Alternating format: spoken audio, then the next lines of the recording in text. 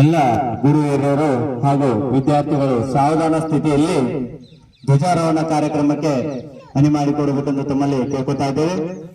2023 ಮತ್ತು 24ನೇ ಸಾಲಿನ 77ನೇ ಸ್ವಾತಂತ್ರ್ಯ ದಿನಾಚರಣೆಯ ಧ್ವಜಾರೋಹಣ ಕಾರ್ಯಕ್ರಮ ನೆರವೇರುತ್ತದೆ. ರಾಷ್ಟ್ರಗೀತೆ ಏಕಾತ್ ಶುರು ಕರ್.